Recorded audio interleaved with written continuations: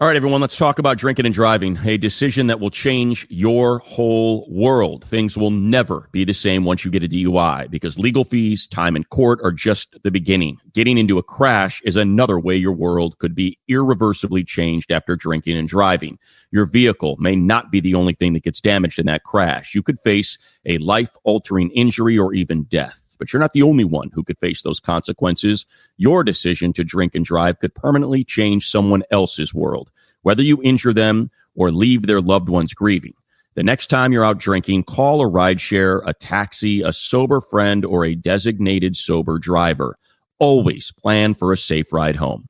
The only decision that will change your world for the better is the decision to call for a sober ride. It's never worth it to drive drunk. Don't risk it. Drive sober or get pulled over. Paid for by NHTSA. Now tuned into the greatest.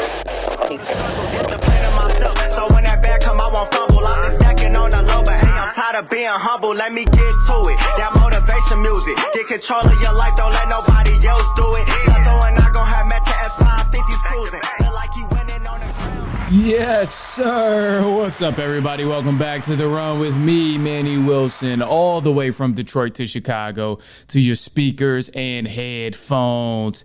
Now, I appreciate you tuning in to the first interactive sports podcast, a community that makes sure your voice is heard. So if you hear something you agree with, you disagree with, you like or you dislike, or even if you just want to get your flows off, get a hot take off, go ahead, shoot us a quick take, 219-413-9405. And of course, we will play your take back on our next episode.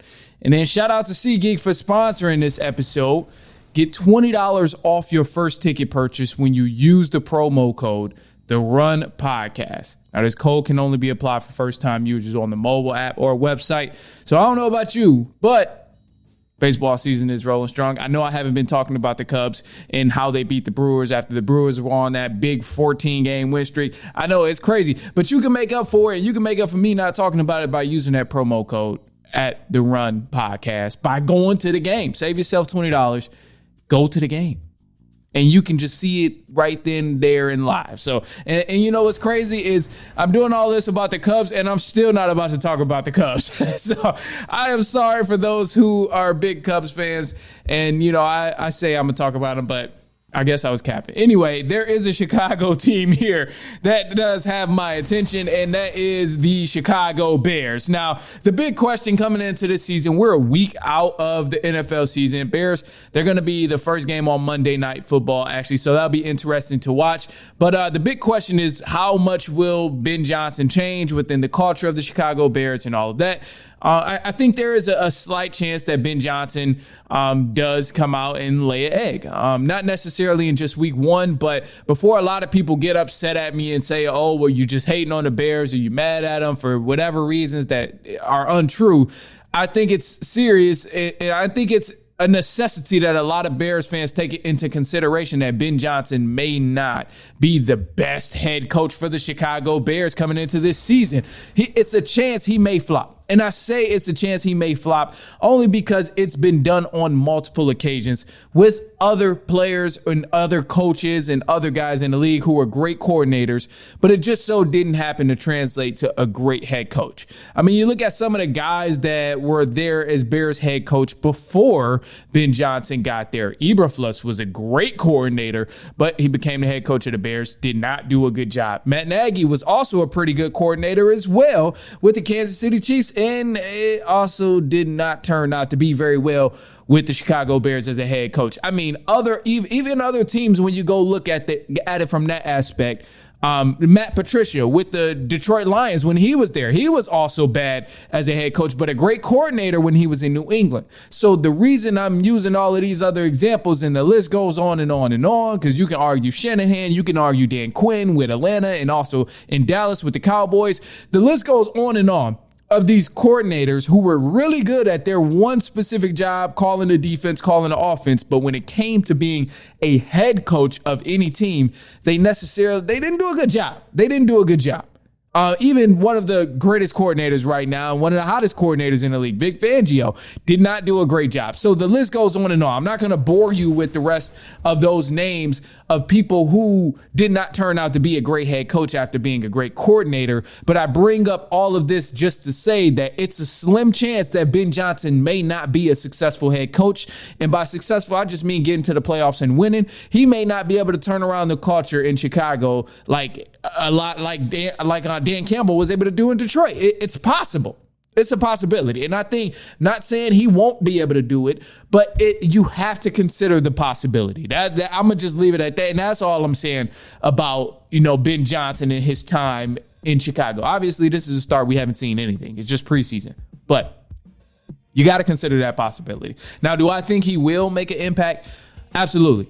And for certain reasons that are undeniable. So when I think of the whole Ben Johnson impact in Chicago and if he can turn around the culture, a couple of things come to mind because I think of the squad that they have, the players and the talent that they've accumulated over this past summer.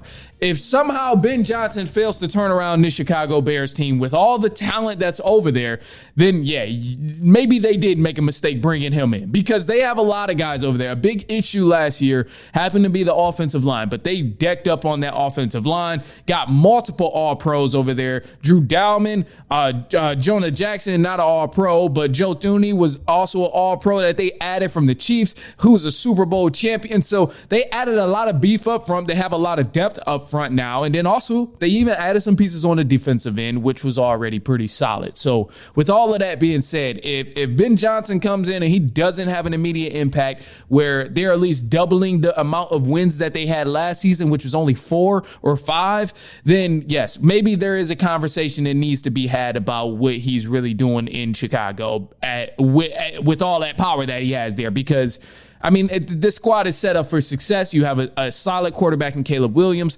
I think Caleb Williams will continue to develop as time goes on, but it is tough. He is a young quarterback, and a lot of people don't give that leeway of Caleb Williams being a young quarterback and someone who still has to learn. For some weird reason, we just assume that quarterbacks, regardless of the age, will come into the NFL and tear it up. I don't know why. We see one example or two examples.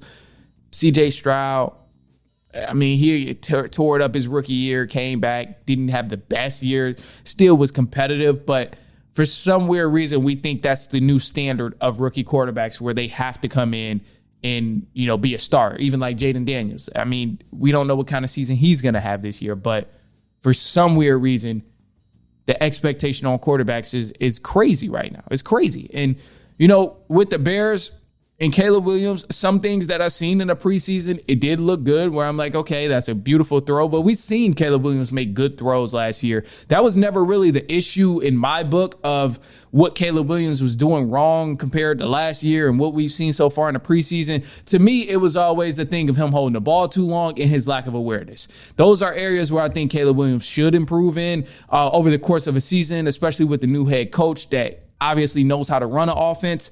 And I've seen times in the preseason where he still held on to the ball too long. You had great protection up front, but you got to get rid of the ball at some point. You cannot take a sack. There's always that thing of, he's not throwing interceptions. He's not turning the ball over. But damn it, he will fall to the ground any day and every day if you allow him 7 seconds in extra time in the pocket. For some reason, he will just crumble and fall to the ground. So those are things where it definitely needs to clean up. But I don't think there should be too much pressure on Caleb Williams to really have like an outbreak of a season. He really just has to not mess up with the weapons that they have on the Bears, and he just has to not take sacks. Pause. And like that's, to me, he'll be all right after that. So with that all being said, man, I think the Bears, they're going to be in for a treat this season. I can predict the Bears definitely doubling the amount of wins. But when I look at the Bears schedule, I definitely see some positivity for Bears fans, some things that they would love to hear.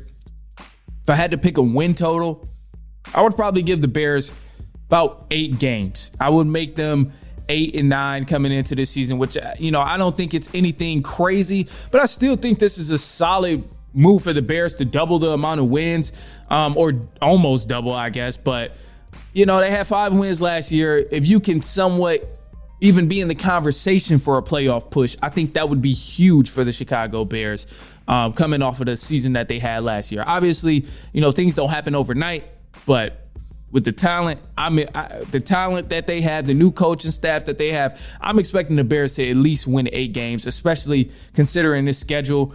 Like, it's a tough schedule. They got some close matchups, but it's definitely a lot of games in here that are gimmies that they will have to win if they want to see the playoffs or even be in contention for a playoff trip. So I see the Bears winning 8 games, going 8-9. Other than that, though, let me know what you think. I am curious to see what I never really know with Bears fans. Genuinely, I never really know with Bears fans, like, what they expect from the team, because you got different levels of Bears fans. You got the crazy, like, just psycho Bears fans where they're kind of like the Cowboys of, oh, this is the year, this is the year, this is the year. Then you got the just depressed Bears fans of, oh yeah, we're done. We're never going to be good ever again.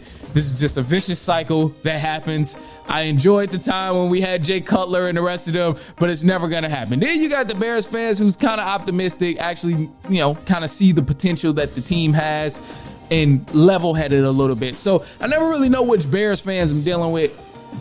Bears fans is interesting, though. Very, very interesting. And I think if they start winning, Bears fans will probably get very, very annoying very fast. But who knows? We'll see. I guess we'll see. All right, don't go anywhere. Don't go anywhere. Look, man, we got some more stuff coming up. We got some stuff about the Atlanta Falcons. Their offensive line has been just, in shambles. I'll tell you more about that, but don't go anywhere. Also, some news coming up, some small things that's been happening in the offseason between the NFL teams, some new signings and things like that. It's been a minute since we did news, since it's been slow, but don't go anywhere. It's halftime. We'll be right back.